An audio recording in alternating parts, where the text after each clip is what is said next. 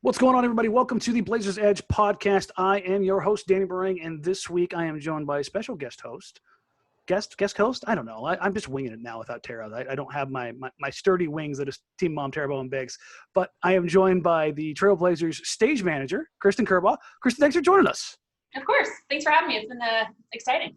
Yeah, no, we've been trying to work something out for a little while with COVID and everything that's been going on. It's been hard to kind of schedule things and have things to talk about. But, basketball is back, so we've got a lot to talk about. But I want to give people an idea of who you are, what you do. You know, you've been with the team now for a while. If you guys have noticed the tall, very sweet woman that sits next to Lamar and Kevin and everybody else over the years. That's why she probably looks familiar if you're watching this on the YouTube video. That's because she is there coordinating what goes on for these guys. And so I wanted you to kind of tell folks like what it is you do there. Absolutely. Yes, I've been, I think this might be my 10th season. Has it really been 10 years? Yeah, I think working as a stage manager at least. I started in sports way back when. But so basically my job, I sit there next to the announcers, make sure they're good to go. Blazers have always had really great announcers that are fairly self-sufficient. So my job makes my job a lot easier than having to, babysit sometimes, but, sit there and make sure they're good to go. I have a lot of communication and coordination with our producer, Dan Hyatt, just making sure that kind of his vision for the show is seamless and kind of just trying to help out where I can. I always just tell people more or less I'm kind of his assistant and helping to coordinate whatever he needs done. I just started thinking about that. I was like, yeah, your job's probably a lot easier dealing with, Jordan or Lamar or Kevin or Brooke or anybody else out there than it would be trying to wrangle Joe and I. Yeah. I started thinking about it for a second. I was like, oh God, yeah, no, she does have it easy. The whole idea of like trying to keep us on track would be like, we have a producer who just sits there and wants to, roll his eyes every 3 seconds while I derail the show, as we were talking about beforehand. But you've been around this team now for a long time. You get arguably the best seats in the house. Yes. So no complaints there that, everyone's like, oh wow, you have a second job. And I was like, yeah, honestly, I get really great seats to be able to watch basketball and help out with the broadcast. So no complaints. It doesn't feel like a job. Yeah, exactly. We're talking about like the pantheon of like, if you're going to do something where it's not your entire life, I would say yours is probably right at the very top of that pyramid as far as like being able to like just be right there, literally in the thick of it. How many game-winning shots have been like right there, right in front of you? Oh gosh, I should go back and count. I mean, any of the ones I work all shows that aren't the national broadcast for the most part. So that's usually only a small handful every season. So anything else that happens outside of that, I've been there for. Sometimes they kind of meld together. I'll be talking about one shot and I'll realize, oh no, that was Dave's other game-winning shot. They start to just kind of blur together. How many times have you had to have like kind of like lean out of the way to get Terry, get the view on the floor a little better? Luckily we have monitors down in the front for that reason. Because very often if I look out, I'm staring at Terry's rear end, so I have to go back to the monitor. Yeah, I think in the immortal world of the Avengers, I think that's America's ass that's in front of you. Yeah. Shout out Terry. Come on now. All right. But back to the actual basketball side of things. The Blazers have played 2 games now. We're recording this Sunday night after the Boston game, which turned out better than I think a lot of us probably were anticipating at halftime. Oh, absolutely. Yeah. But let's hit on game 1 first. The one that I think that everybody was kind of looking forward to. Not only is it the restart, it's the Memphis Grizzlies. It's obviously the team that Portland's trying to battle with for that 8th spot or at least the 9th so they can get that play-in opportunity. What were your initial thoughts of taking a look at that game, the return of Blazer basketball, and then we'll just kind of work from there? Gosh, I mean, going into that game, I know I've heard a lot of people talking like, oh, based on the, kind of the scrimmage games, this could be ugly, but I always just kind of throw all that aside. Preseason scrimmage games. Yeah. Always super interesting because you get to see matchups that you wouldn't probably typically see in a regular season game. I know I was a little nervous when the game first started. I feel like Memphis came out a little bit hungrier than we did. They seemed maybe a little bit quicker to react to like loose balls and whatnot. But we stayed right there with them, What was I looking at? Always, third quarter for us can sometimes cause anxiety. The court that shall not be named. in most Blazer fans. So that was a little nervous. We did so well up through half, and then that third quarter hit, and I was like, oh guys, just keep plugging along. But yeah, I don't know. The one thing was, I know I got nervous because we started getting some early fouls on the bigs. When Nurk had that, what would have been his third, thank goodness Terry challenged that. Because when they called that, I got really nervous. I was like, if we don't have real quick on those replays, you're right there. Mm-hmm. A lot of times for that. Have you heard some of those discussions as far as like how Terry's kind of reacting to those situations like live? Because his record on replays is insane. Surpassed by Damian. When Damian puts his finger up and call for review, I think he's only missed one so far.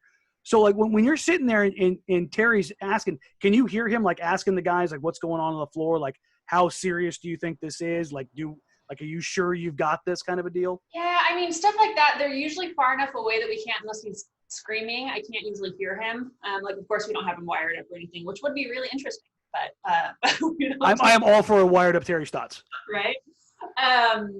But based on reactions, you can usually tell. A lot of times what I hear, I'll hear maybe some of the coaches or players or whatnot on the bench, because they maybe get an angle that Terry doesn't see, there can be hollering. And so usually there's a little bit of a conversation that goes on before he calls for the challenge.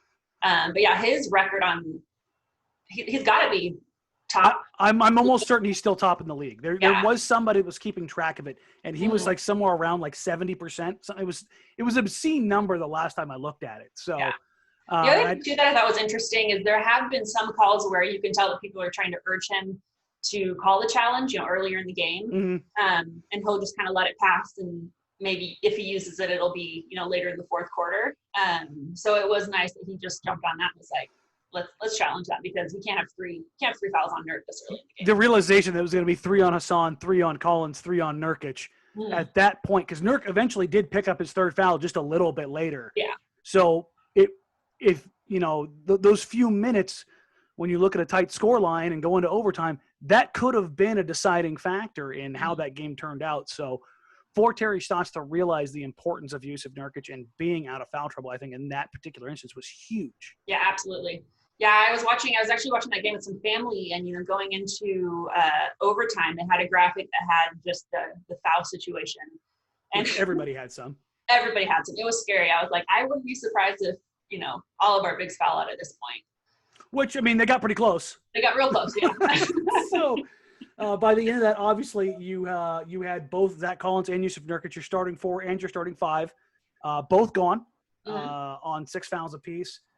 That's likely to happen when you have 36 team fouls, a combined, I believe it was 62, I believe, when it was all said and done. Yeah, it was 62 total fouls and 84 mind-numbingly, soul-sucking, awful free throws that, let me tell you, I was thrilled at the prospect of a 1 o'clock local start time. To get off air at 6:15 was not what I had in mind. I was not fully prepared for a almost 5+ hour roller coaster of an overtime. It's one thing to get overtime. It's another thing to get free throws. It's another thing to get free throws and overtime. Yeah. When you're taking a look at that game, how much of it do you think was rust? And how much do you think of it was the officials being able to hear literally everything on the floor because they didn't have the crowd to distract things? Yeah, I think it was absolutely that, the refs. I don't know that I noticed like a ton of rust on really either team. There wasn't, there were baskets. I mean, there's always going to be baskets that should go in and they don't. But there was a lot of fairly smooth, I feel like just transitions, passes, whatnot. But yeah, I mean, it's hard anytime, you have two teams that are trying to get going and the whistle didn't stop blowing. And I don't know that I fully agree with it, because it's one thing if, they adhere to the same kind of mentality of like, oh, if you're yelling directly at a ref or if you're, doing something directly at a player. But, these guys are passionate. They're finally returning back to regular season play. They should be able to, they needed to get some of that out without the fear of repercussions. Yeah, no, and I think if you want to go the slightly homer view here in that Gary Trent Jr. gets the chase down block on the presumptive rookie of the year in John Morant in a very big play late in the game, and you can see that he's flexing for himself. Mm-hmm. But Bill Kennedy is the trail official almost 40 feet away who decides, you know what? It's been 30 seconds. I need to blow this whistle again.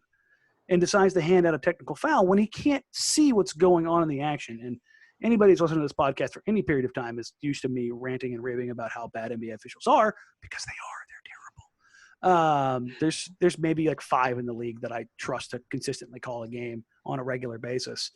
But that kind of stuff, I think what you just said there, the whole idea of not on top of everything else, these guys haven't played competitive basketball with stakes on the line in 5 months.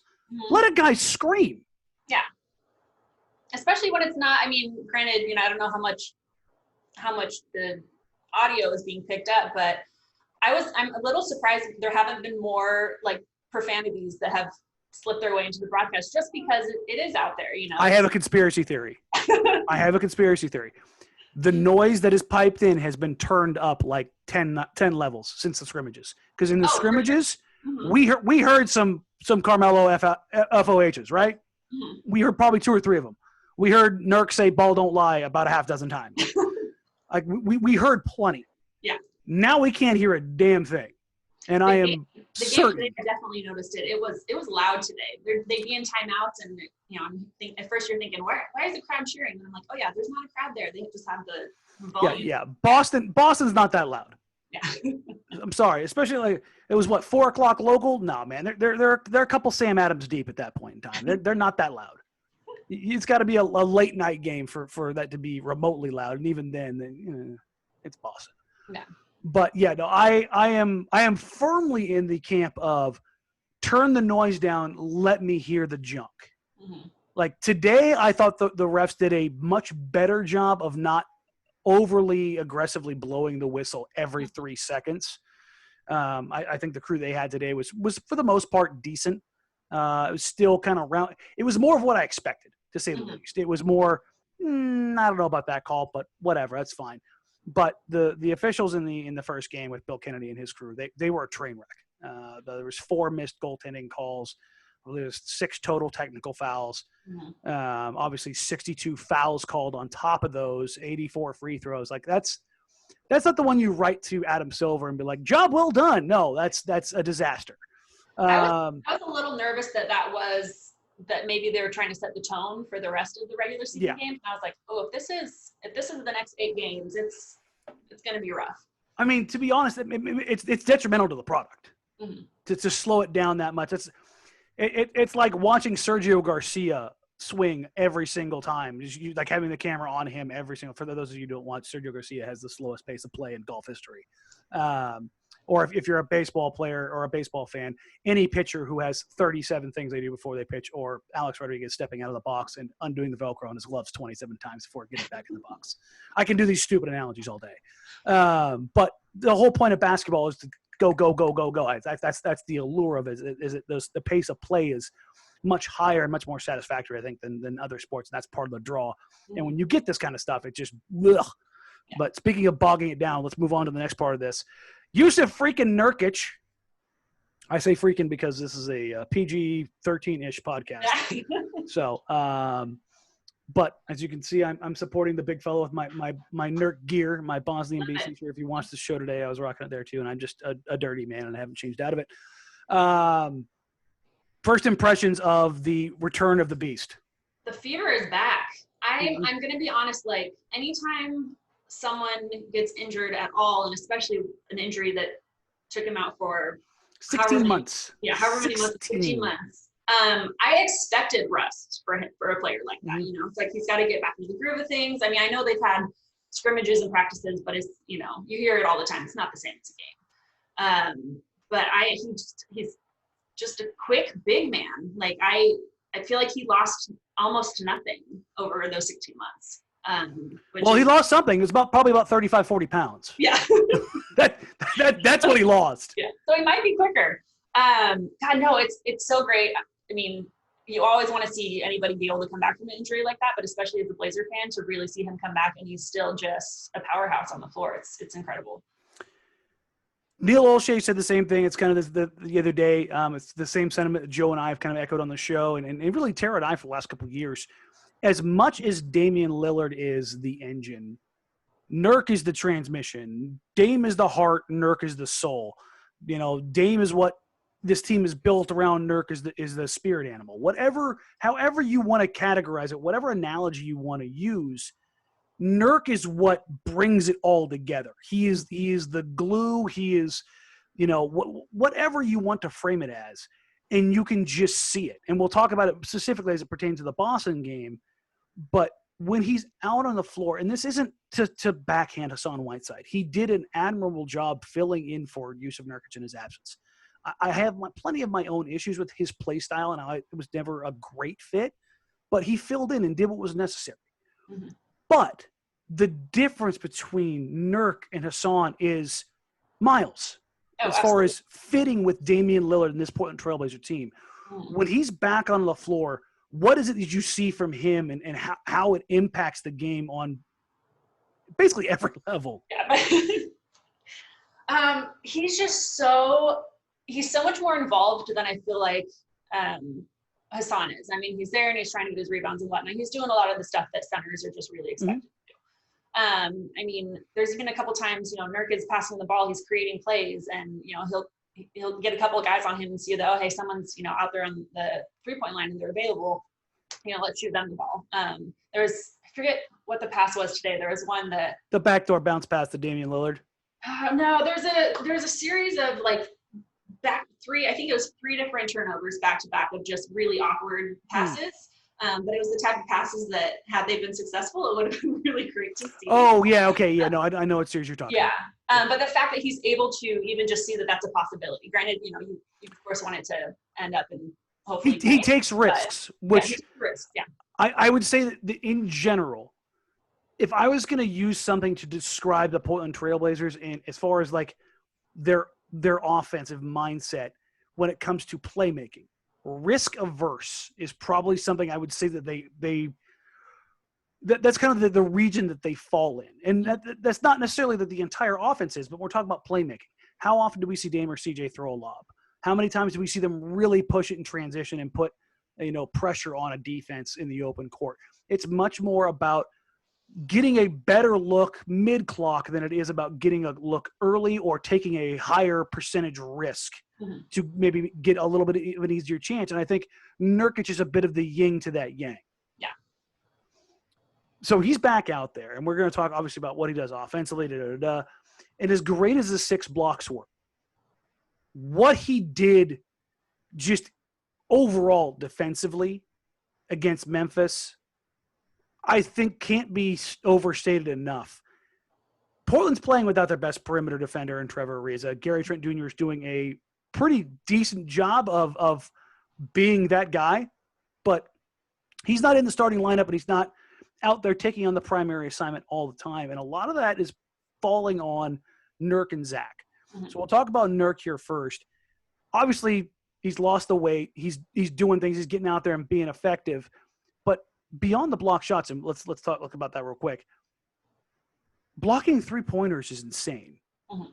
Like I don't think people understand necessarily what it takes for a 7-foot, 300-pound man to run down a guy on the perimeter and block a shot. Yeah, like just being able to close out that quickly, big guys don't do it. Yes, you're down on the floor, so you see the speed of this game, and this is a kind of a privileged thing to say. If you ever have the opportunity to be on the floor for an NBA game, it is a different world from being even 10 rows off the floor. How fast and how big and how quick and the reactions these guys have is otherworldly. Mm-hmm. And for a guy that big to go from funneling somebody at the rim to sprinting out to block a 3-pointer is insane, and a credit to everything that he has done during this offseason and this prep time to get his body ready, because even before the injury, I don't think he gets out there and does some of the stuff that we've already seen him do. Yeah. So he's out there taking away basically the middle of the floor, but we also see him kind of going out and being their linchpin even on the perimeter. What have you seen from him that stood out for you on the defensive side? Oh gosh, just like in these games? Over these last 2 games, yeah. Yeah. Oh goodness. I mean, a little bit of what, I don't want to like sound repetitive, but a little bit of what we just covered is that he seems to get his hands a little bit everywhere. If he's still coming down and the play hasn't been set yet, if he sees an opportunity to maybe try to reach in and snag a steal, like he's going to do it. He's not just going to go, okay, I'm going to get down here to the post and kind of do my job. He's kind of trying to, I feel like sometimes just trying to mess with everybody's, if he can kind of scramble them up a little bit. I can't, No, I think that's actually good. The fact that I actually neglected to mention that he's getting his hands everywhere. He's getting deflections. He's pushing guys off their spots, which is why he's kind of picking up a few fouls. But I think that's the best way to talk about it is the level of activity for him, is good Lord. The level of activity is just, it's such a staunch comparison to what we've seen this year from this team. Mm-hmm. It's not that they're all bad defenders. It's just there's levels of activity. And I think that's why a guy like Trevor Ariza stands out or a guy like Trent Jr. stands out in that their level of activity is just that much higher. Yeah. And for everybody who's out there wondering, why can't Dame do this? Why can't CJ do this? Why can't da-da-da? There are very, very, very, very, very, very few players in the entire world, in the history of the NBA, who have had the offensive workloads. And I'm not trying to make excuses for these guys. It's just the reality of it. That have the offensive workloads that Dame and CJ do, and the amount of distance they cover and the amount of effort they have to put into literally every single play. Yeah.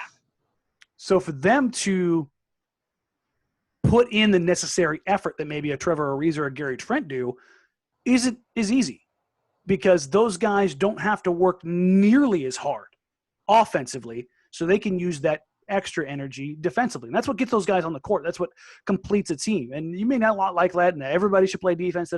That's just not the reality of the league. Yeah. So when you see a guy like Jusuf Nurkic giving it on both ends at that size, like you were talking about, with that level of activity, that's nuts. Mm-hmm. I think to your point, too, that's one of the great things about Gary. I mean, he's been phenomenal. So the fact that he is able to be such an impactful defensive player, but then he's still going down. It's obviously he's not hitting, some of the double and triple teams that CJ and Dave are going to see, yeah. But he's still down there hitting threes. He's becoming very consistent on both ends. And so it's nice that, when teams are very open. They come in, their game plan is shut down Dave and CJ. If you can shut that down, you have a much higher percentage of actually winning the game. So it's great that they're able to pass some of that workload off onto other guys. And look at you with the natural transition as the host here. I like it. Right into Gary Trent Jr., who has been probably the story of the year outside of the known quantities of this team. Not just these 2 games, but really from January on, he was really starting to come together. This season, when he's played 20 minutes or more, which is basically him being officially in the rotation and not getting garbage time minutes or whatever it was, he's averaging over 12 points a game, shooting 45% from the floor, 40% from 3, a couple of rebounds, a couple steals. Yeah, hell yeah. Yeah, give me that night in, night out. Portland has not got that kind of production from a wing player since Nicholas Batum. Trevor Ariza gave them that for 20 games. Mm-hmm. That's what they got out of Trevor. I believe it was 22 games that they had him for before he obviously opted out for personal reasons, which hopefully he's doing well with his family and everything right now. But you've been around this team like there for 10 years. How do I say this politely? Cratering hole that has been at the wing position outside of Nicholas Batum has been brutal. And it's why when you see guys like Trevor Ariza who give you a benchmark level of production that you're like, this looks incredible. Well, no, it's just that's average.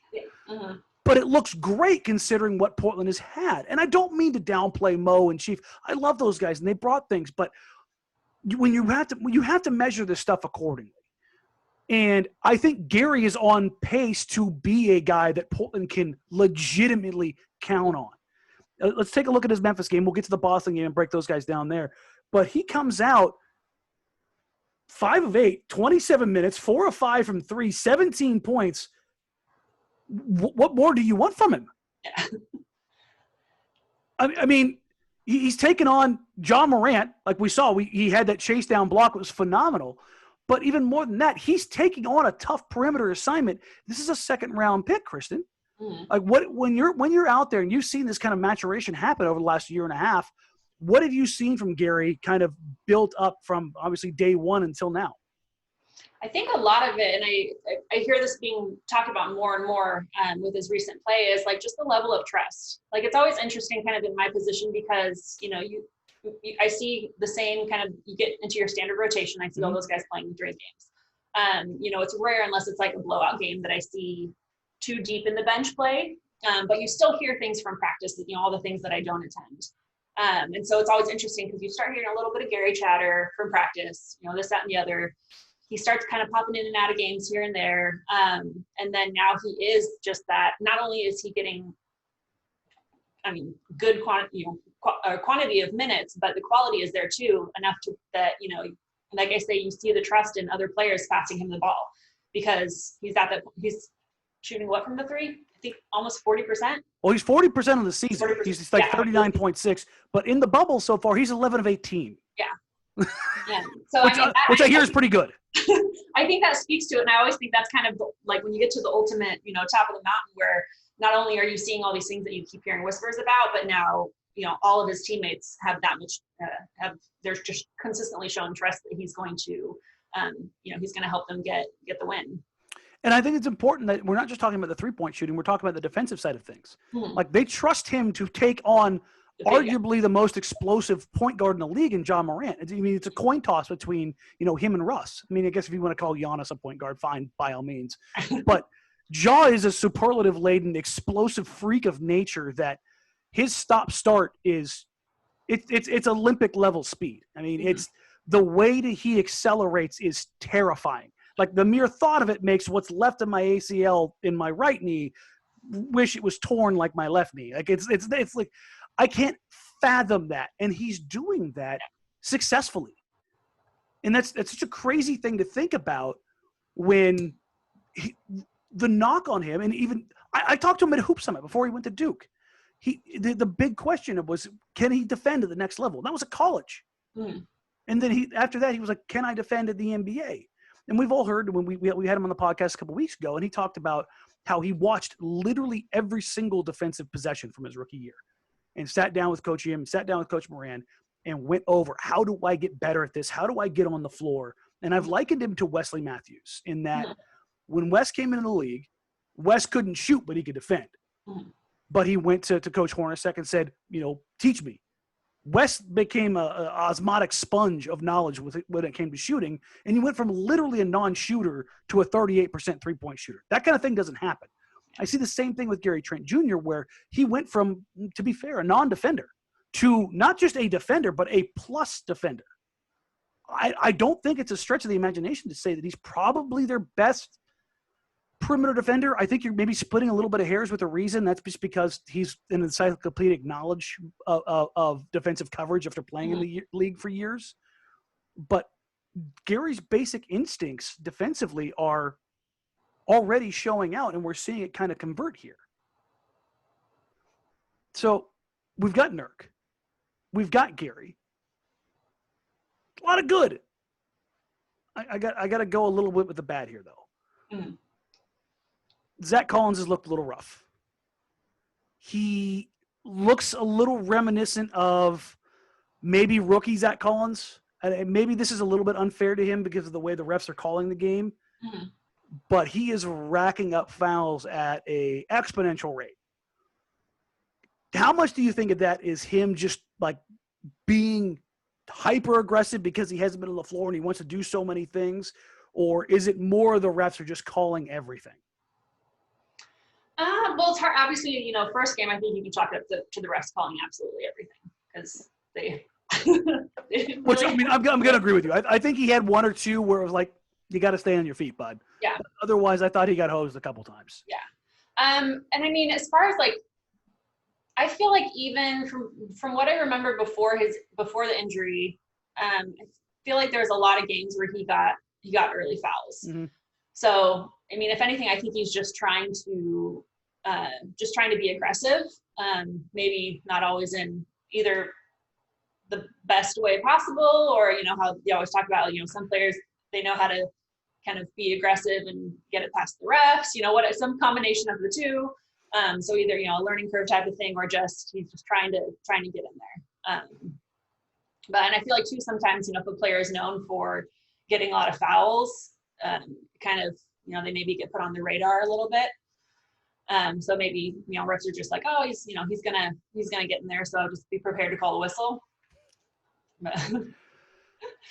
I don't want this to be a pile on Zach segment, because I know a lot of people think that I don't like Zach. I probably given some ammunition to that. But the truth is, I want him to excel, and I want him to do well. I feel like the combination of the refs being the way they were, his reputation, which I don't think he did himself any favors early on in his career, and his want to be impactful, I think, are like the perfect storm of crappiness for him. Not that he's crappy. I'm just saying the situation. Calm down, everybody. But I think he needs to be in a position where maybe he can excel a little bit more and be put in a position where I think it's, I don't know, maybe it's better for him to be that last line of defense as opposed to the help defender. Because there's been a few times where he's been hyper aggressive, where it's like, okay, if you're the last line of defense, it's probably better to be that, as opposed to maybe biting on a pump fake at the 3-point line when you just need to stay down and run a guy off a line. You know what I mean? Like, I think maybe that we need to optimize that, and I kind of wanted to use that to touch on this. Actually, you know what? We'll save that for later. I'm teasing it. We'll talk about a potential lineup change, because I've seen quite a few people ask about it already. Mm-hmm. But the Memphis game in general, let's just kind of wrap a bow on that, because I want to spend a lot of time on the Boston game, because I think there was a lot to take away from that. The Memphis game, up and down, traditional third quarter disaster piece. They've got to find a way to solve that. Turns out Damian Lillard's still really good. CJ McCollum's still really good. Really good. Yeah. Those are the kind of things that I think we're looking at. The things I took away from that game was Nurk shotgun blasted the entire box score. Dame and CJ still very simply combined for a 60 piece on a nightly basis, and that's just kind of regular action. Gary turning into an absolute stud. And I think these are the same trends that we're going to kind of see through this 8-game buildup. Melo was great as a spot-up shooter, had the 2 clutch threes. We'll talk about the Boston game and how everything kind of went the other way. You got good minutes from Mario. I think you got a good sense there. And then Hassan, who Hassan's in a rough place right now, because I think he, like we alluded to earlier, he was called upon to fill in for Nurk, and Nurk is Dame's guy. So when Nurk comes back, Nurk's a guy.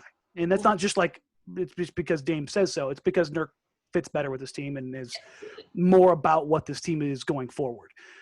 So Hassan's got to find his place with this team right now. And it's this delicate act of, how do you keep Hassan happy? Because he did come in here and do what was asked of him, to block shots, to rebound the ball, to be the big man in the middle, to be effective, to finish plays. I mean, his box score numbers were very good. Was he the best screen and roller? No. Was he a bit of a black hole sometimes? Sure. But I think we're kind of probably splitting hairs a little bit when you're talking about what you wanted him to do. But the flip side of that is, I think he's got to – let me ask you this. When you've watched us on these 2 games, what's been your takeaway? Definitely the first. I mean, if the first game, I feel like I was saying earlier, I feel like everyone was maybe seemed a little sluggish, at least in comparison. Mm-hmm. I think he kind of looked like that a little bit today as well.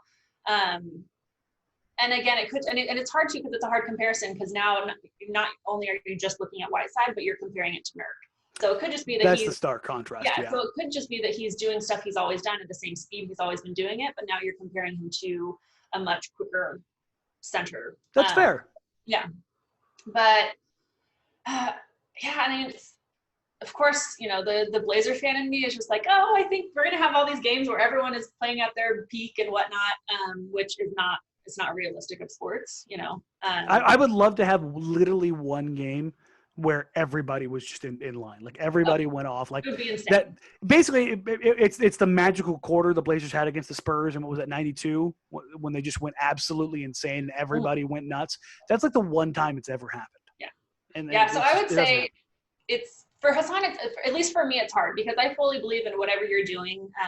Humans in general just do well with consistency and knowing what's expected and kind of like, like at my job, I always say, oh, it's muscle memory. Like you just know what you should be doing. For him, everything he's been doing this entire season has not only switched up, but then you top it off with, COVID and now playing in a bubble. And, so again, that's kind of the not sleeping in your own bed. Making excuses. I don't think it is. I legitimately think that it was actually one of the things I wondered going into this. How many guys like sleeping in their own bed is important? Like how many guys just like can't sleep in a hotel bed because it's too soft or it's too firm or you know what I mean? Like how many of these guys are getting bad night's sleep because they're away from their family or away from their kids? Like that kind of thing could absolutely – maybe Hassan needs his fish, we need to fly his fish there. He can have his own little fish pond. Like, I mean, he could go down the house. He's obviously sold his house to Myers. Maybe Myers has still got his fish there. He can go down there and go see his fish. I don't know. We gave Lou Will a pass to go to a strip club. Let's not get a pass to go see his fish. Last I checked, I don't think fish can get COVID, right? I think fish are safe. I hope not, yeah. Oh, yeah, so – but yeah, I mean, I think there's a lot of factors, and I think we'll at least hope we'll see, we're going to have games from Hassan where he comes out and he's just an absolute beast because we all know that he's capable of that. It'd be nice if we got it already because we only have, 6 games 6 more left. The likelihood is he will have a game where he is going to matter. Nurk or Zach is going to get in foul trouble or a matchup's not going to be good or he gets out on a run with a particular unit. And we saw a little bit of it today. The box score wasn't great against Boston, but he was out there during the most important run of the game when Dame got absolutely nuclear. Him and Gary, I should say.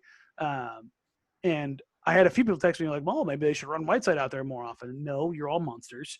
But he was out there during that period. I think you do have to at least go, well, was it just Dame was hitting more shots or was there something Hassan was doing differently? Or was it the fact that we weren't giving Hassan the ball and we were becoming more guard-oriented because when Nurk's on the floor, we're maybe a little bit more big-oriented? I don't know. It's just something I think you got to take a little look back at the tape and go, what happened here?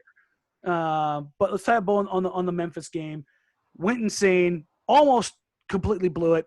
I don't want to break this stuff down because by the time this podcast comes out, we're going to be heading into another game.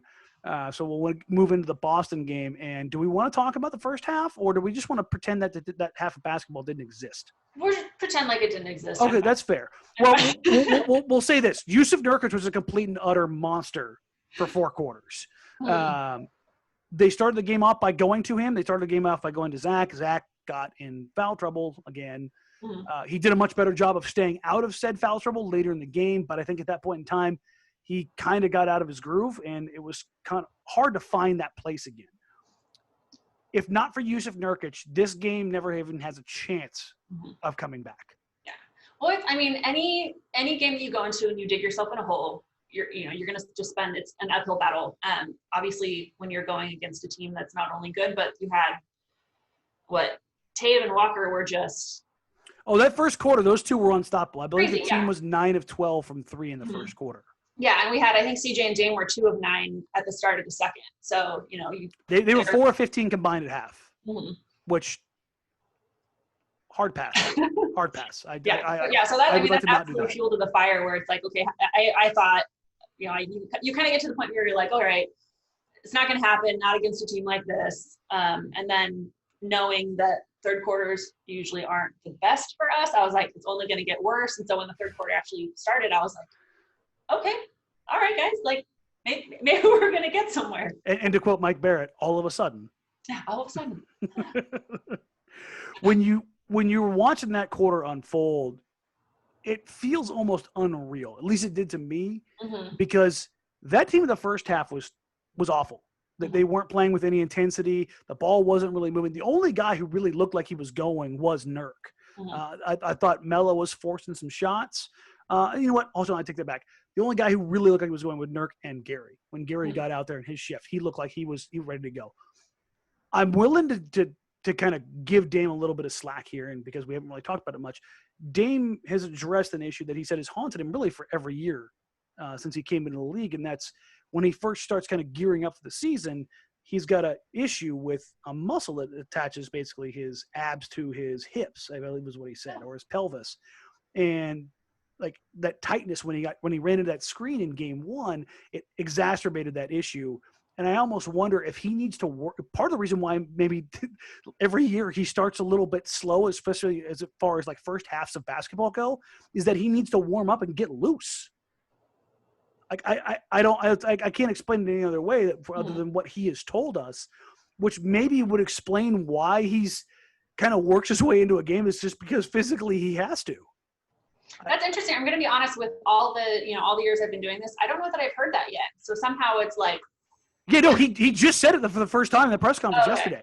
Yeah, no, when he said I got to remember exactly what he said, but he says, it's something that I deal with at the start of every year. And I was like, that's interesting. I've heard of you having your feet issues. I've heard of you having your back issues. I've heard of, shoulder issues, but I've never heard that one. And I started thinking about that. I'm like, how the hell do you pull up from 35 feet if you're getting pelvic muscles? Like what? I can't bend over and tie my damn shoes if I got a bad hip. How the hell are you pulling from 35, man? It's crazy. He is a monster. But Nurk, I mean, he gets the biggest of backpacks, throws the whole team in it and puts him over his shoulders as he's crossing the river. The water feels like it's going to overtake him and take the whole team down the river. But here comes the third quarter. And 3 after 3 after 3 after 3. And then another more important 3 straight defensive stops. It was not until the third quarter that the Blazers had a period. And you know this, Terry Stotts and the team, they keep track of that particular stat. They want to get those groups of 3 because that's when you get runs going. But it took them until the third quarter, Kristen. How do you explain the difference between those two teams? Yeah, honestly, I was at a point where, we've seen it all before, where a team kind of starts like they're inching towards a run, and you're like, all right, and then it just kind of dies off, for whatever reason. And so I honestly thought in my head, I was like, all right, it's the third quarter. This is going to end sooner or later. It's not like we're not going to continue to progress the way that we are. So I was just still kind of, my mind was blown on that. I was like, all right, we're getting somewhere. Where are my numbers for that? Yeah, they reeled them back in pretty hard because they scored, I believe it was 24 and 24. And then in 38, the first and second, and then 38 and 38, which great symmetry, guys. Well done.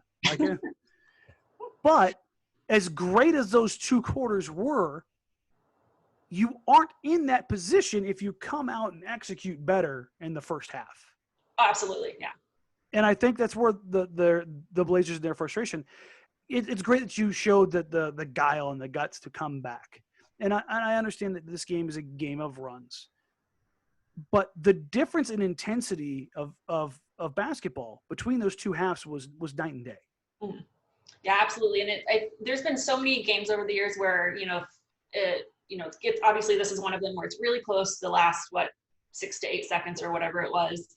And people really want to focus on that. And I always love that someone in the Blazers, whether it's, Terry or one of the players or whatnot, they're usually pretty honest. And they're like, could we have won this game? Yes. But was that the deciding factor? No.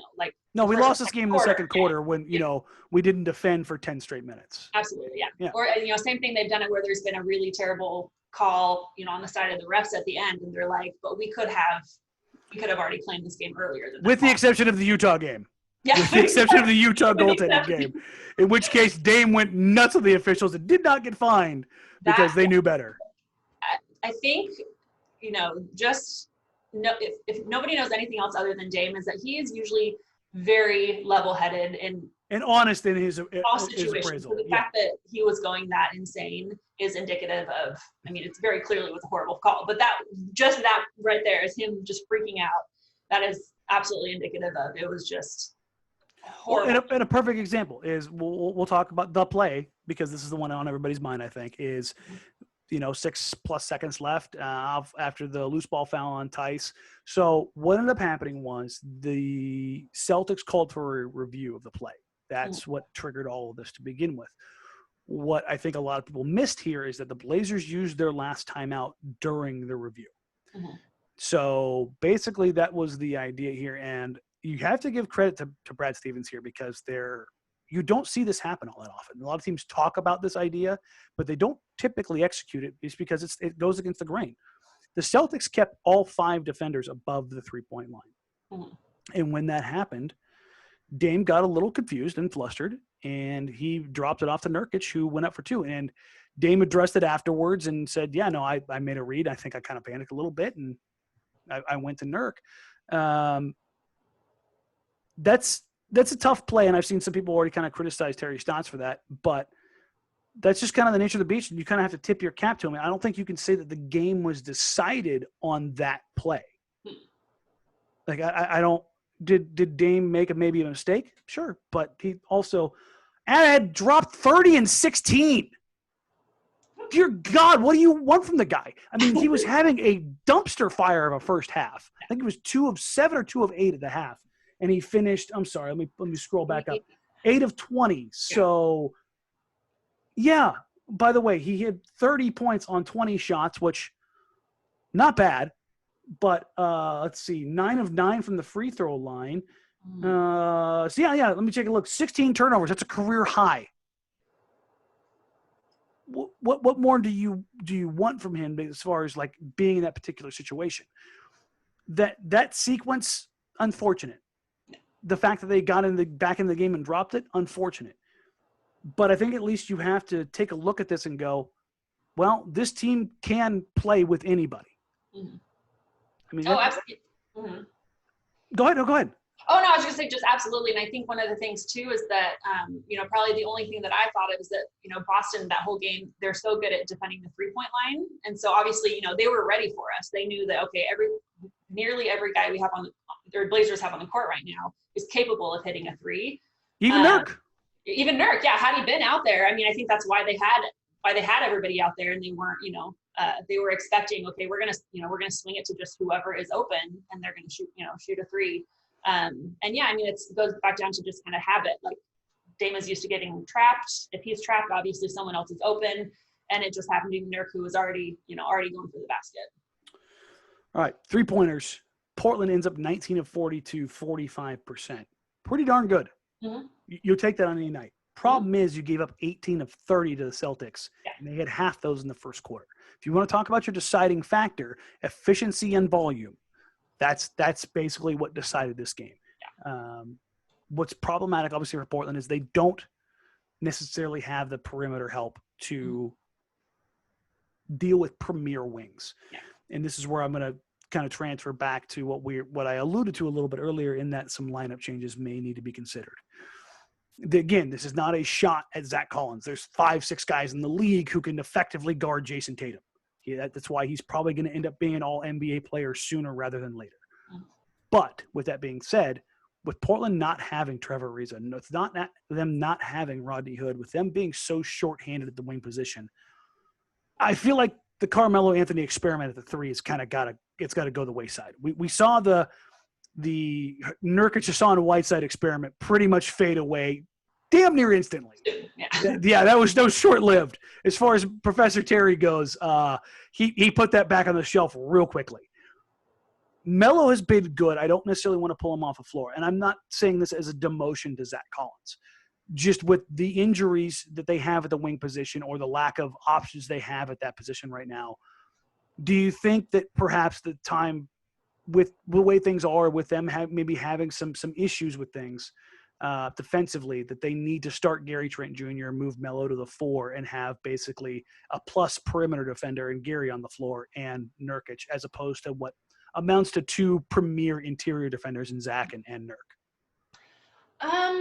I mean, I guess yes and no. Like, it's hard. Like, that's one of the things with my job that I've never really had to sit down and like kind of critique. So like, this is all kind of, this part of it's fun for me, but I think it sometimes might come down to the matchup. Obviously they're going to have games where the 3-point isn't going to be as much of a threat. and it's like, yeah, start Zach. I would say if any game that, that they have a lot of high consistency 3-point shooters, it might be worth it to try. Coming up. Yeah, it might be worth it to throw Gary in there early and see really what the difference is. Don't really know until you try it, I guess. The thing that I'm looking at here is that if you do this, then you have excuse me. Then you don't have Gary coming off the bench as a defender, which can be slightly problematic. Yeah. However, you do have Nas, you do have Mario, you do have guys that can kind of fill those gaps as you traditionally do. You have to change how you stagger guys. Excuse me. I have the worst tickle in my throat imaginable right now. But you do now have Zach coming off the bench, and you allow him to play closer to the rim, which, again, that last line of defense where he can be maybe a little bit more aggressive, where he can read and digest it all a little bit easier, and be kind of that anchor, which I think he wants to be. I think he's a fantastic help side defender, but I also think mentally, I think he likes the idea of being kind of that lone ranger, of being that guy who is the last line of defense. I think he kind of tries to embody that a lot of ways that Jusuf Nurkic does. And so if you move him into that position, I think maybe you take some of the stress or the pressure that may be on him, or it's the complete opposite in that he ends up being counted on more because he's in that position. I think that's kind of the line you have to walk. But also, then if you do that, then you're cutting into Hassan Whiteside's potential backup minutes at the 5. And that's another thing for Portland to juggle. I know when we play these lineup games, everybody wants to assume that these things are very easy. It's all based on exactly what happens on the court. That's not the reality.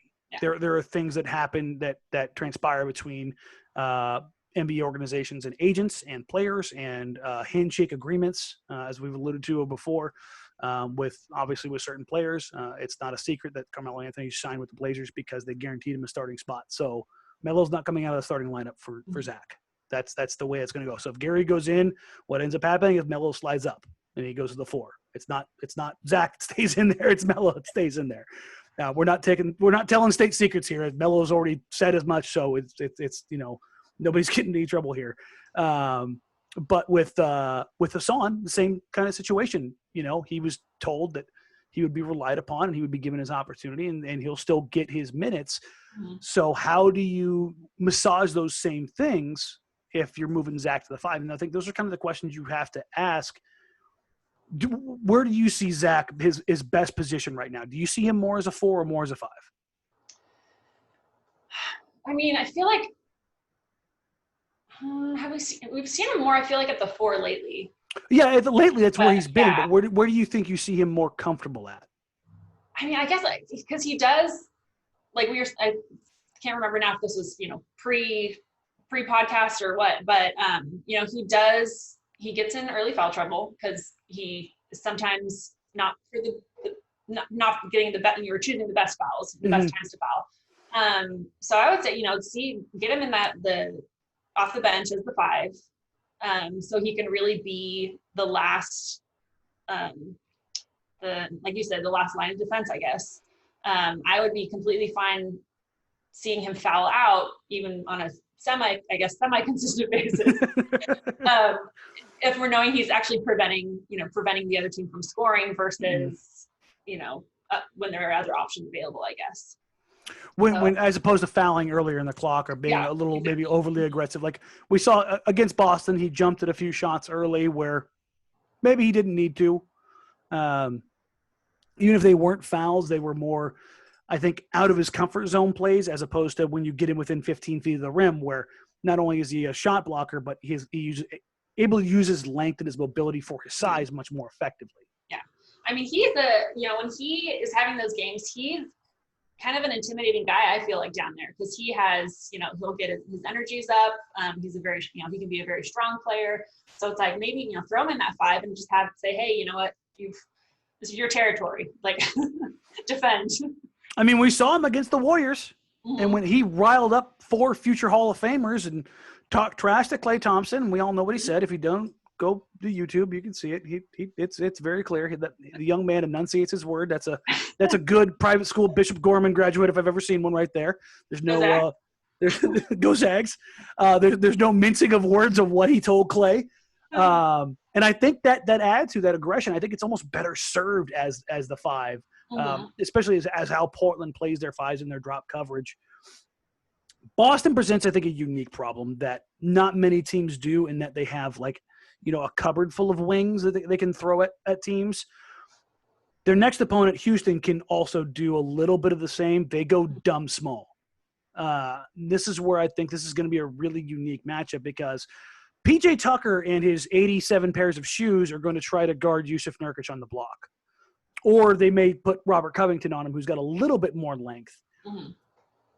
What are you looking at when you're looking at just a massive contrast of styles from what we've seen from two teams already, when we're looking at Harden, Westbrook, and the smalls against Nurk, Collins, and Melo and the bigs, that kind of clash of styles? Yeah. I mean, I think that could be, the types of games that you start looking at when maybe, get Gary out there earlier in the game, where he's been consistently proving that he can be a defender. So get him out there against the best of the best, especially with, they don't necessarily need a lot of the height, and maybe down, I guess closer to the blocks and whatnot. So I don't know. I could at least see there being a good quality argument there to start Gary, and maybe wait and see what Zach does off the bench. It's going to be interesting because obviously we get the Brody Russell Westbrook matchup with Damian Lillard. The last time those two faced off in high pressure circumstances, I believe Russell Westbrook ran from the challenge. If I'm not mistaken, he opted to no longer guard Damian Lillard in that playoff series and opted for a different assignment, contrary to what he likes to tell people. But that matchup's always fun.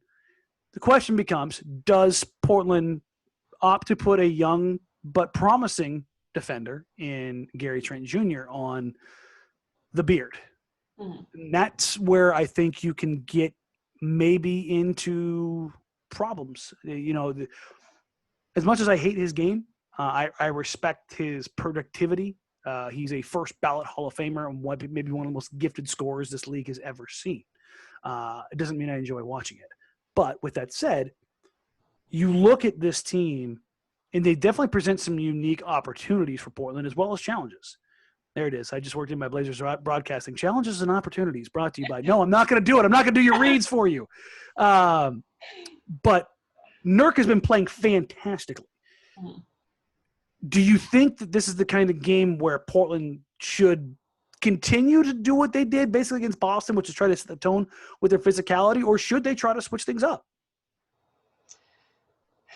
I mean, it's fun being Terry Stotts, isn't it? I know, right? Because a part of you wants to be like, switch it up, see if something works better. I know there is even, I think it was the I can't remember, the interview at some point with Terry today during the game, and they kind of alluded to that, like, well, what are you going to do? And his answer was, we're going to keep doing what we do.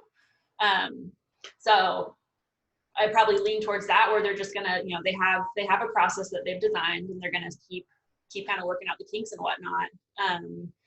But I mean, part of me wants to see what Gary can do, like unleash play bad scientist, right? You want to go, hey, I get a new toy, let me play. Yeah, 100%. Here's the thing. Ultimately, I think the leash maybe becomes a little bit shorter for either Zach or for Carmelo. If I don't think the 3-point barrage that we saw, if we see a repeat of what we saw against Boston in the first 6 minutes against Houston, I don't think Terry's going to hesitate. Because every one of these games is so important. Let me go and ask you this before I go any further. Of the 8 games, so they're 1-1 now. So of the remaining 6 games, how many games do you think they can win, and how many do they need to win? Because that frames the next part of this that I'm gonna ask you. they can win. Again, I'm always completely jaded that I'm born and raised in Portland. I'm a Blazer fan. It's fine. It's fine. That's what I'm here to be the pessimist for. Okay, right? So I think we can go 4-6. I think it's possible. Okay. I don't know as far as how many we need to win. It's also interesting too because I mean I think our next 3 games are teams brutal. It's brutal, but they're also teams that they're maybe not quite fighting for as much as we are. You do Houston, the Nuggets, and the Clippers. The Nuggets may not be healthy. Mm-hmm. The Clippers may just be trying to figure a few things out. They may not have Lou and Trez back yet. And are the Rockets fighting for seeding position, or are they just trying to get right? Are they trying to limit those guys' minutes and kind of gear up? And I think those are all valid questions. Mm-hmm. Going into like you've seen, it doesn't always necessarily make a team, I guess, less lethal. Exactly. You may have a guy come off a bench. Remember, game 82 last year, Stotts played, 6 guys? Ant, Gary, and Scal went absolutely bonkers, and, it upends the playoff seedings. So you never know because these guys are all talented. And as much as someone says somebody's scrub this, scrub that, that doesn't matter. Any of these guys can go off. Ben McLemore was going crazy the last time I was watching the Rockets, and he's been up and down and in and out of NBA lineups now for years. The reason I asked you is because the number that I have set basically is that Portland needs to win 5 games to force that playoff situation. If they win 5, that means for a team to pass them, they have to win 6. Mm-hmm. Because any team that finishes tied with them, Portland has a tiebreaker because of the games played metric. So 6-2 is a tough ask for any of these teams to go in these 8 games. Yeah. The Pelicans have already dropped 2. So they've got to go 6-0 to be able to catch up. The Kings have already dropped 2 now. So they've got to go 6-0. Excuse me. Even if they go 6-0, they need some help, I believe, because they were a game more than a game and a half behind Portland's pace. And then you look at the Spurs, who technically are ahead of Portland, but because of the games played, it's kind of weird. But again, they would have to also win 6. And if you're talking about that level, that sounds like an awful lot. And so if Portland is able to, quote unquote, steal one of the games against Houston or Boston, then you'll have to steal one less later on down the road. And as the seeding gets a little bit more clear, maybe a team sits out a guy. Maybe somebody's resting. The back end of that schedule could be favorable because guys could already be seeded or be where they expect to be seeding-wise. And so the more you can take care of on the front end, the easier it gets down the road. Mm-hmm. So with that, with the Memphis game decided, I've now moved the Houston game up to the most important game of this 8-game run-up, in that this is a game that can set the tone for the rest of this, or you could basically fall behind the 8 ball and say you need to win 4 out of your last 5. Mm-hmm. And that gets a little scary. Yeah. 4 out of 5 sounds to me like a very difficult task. 3 out of 5, that 3 out of 5 sounds, that doesn't sound impossible, right? That's what it gets like. It's just so crazy. It's just one game. But because it's only 8 games, I think that's where it's the meaning just skyrockets. Mm-hmm.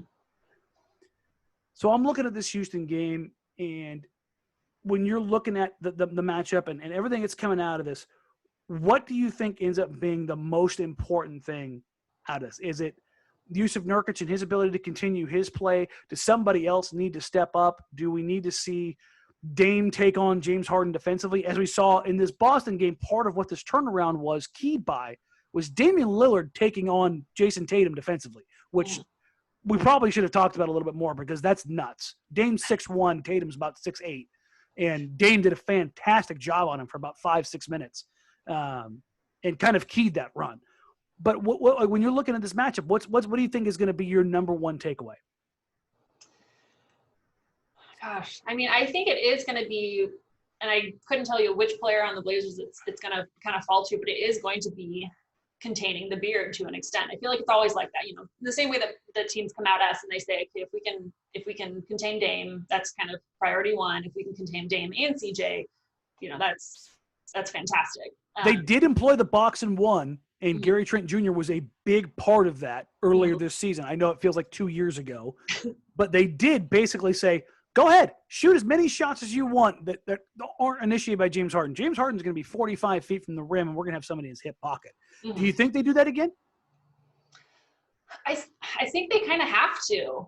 I mean, if you let him go, and if you end up, if the Blazers end up in a position where instead of kind of going head to head, they're trying to dig themselves out of a hole because they let Harden just go crazy in the first and second quarter. I think you need to probably prevent that at all costs. All right. So Kristen says, shut down the beard. Shut down the beard. Winning 5 out of 6 of the final games. Okay. Mm-hmm. And are we making a lineup switch or no? It's tough calls. I would like to see it. Just again, I'm a Gonzaga fan. I love Zach. I want to see him do amazing. I like how you phrase it. I would like to see it. I would like to see it. I don't know that we're going to.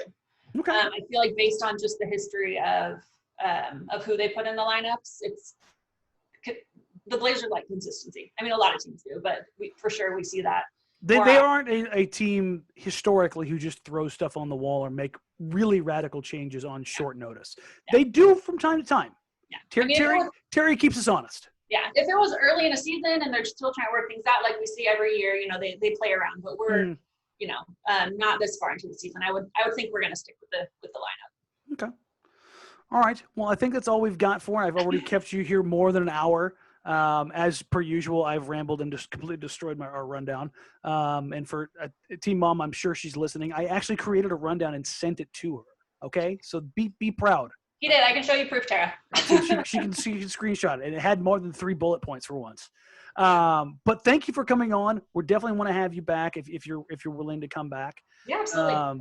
Everybody, please follow Kristen on Twitter and it's at Kristen Kerbaugh, correct? At Kristen Kerbaugh, yeah. Really simple. And inundate her with how fantastic she is and how awesome she was here on the podcast. As she, this is her second appearance here at Blazers Edge. She did previously on the What podcast with Tara, and that's what made me want to have her on because she was fantastic there. I can't let you go though because for anybody watching on YouTube, I have ignored this the entire time. You have a wonderful. What appears to be Damian Lillard signed photograph of a babyface Dame at Weber State. Yes, I've got Dame back there in college, and then I'm kind of blocking them, but I've got B-Roy and LaMarcus. They're my guys. You realize I'm going to steal the LaMarcus and the B-Roy, right? It was a really awesome Christmas gift I got one year, and I'm finally able to display them appropriately. Display them, yes, absolutely. Listen, this is not a shot at Dame. I love Dame, but those two are my guys. They're the guys I came back to the fold with. Obviously, anybody who's listened, that's when I got out of the military and came back to that team. So I have a deep connection to those two guys, and I am now very, very jealous. But thank you for joining us. I appreciate it. Everybody, inundate her with awesome comments, and let us know if you like the pod. Like, rate, review, subscribe. If you're on YouTube, let us know what you thought in the comments. If you're obviously on the BlazersEdge.com website, let us know what you thought here with Kristen. And this is kind of a ongoing thing as we're still looking to replace Team Mom. So if you like Kristen, definitely let us know. And we'll kind of keep working through that process. So Kristen, thanks again for joining us.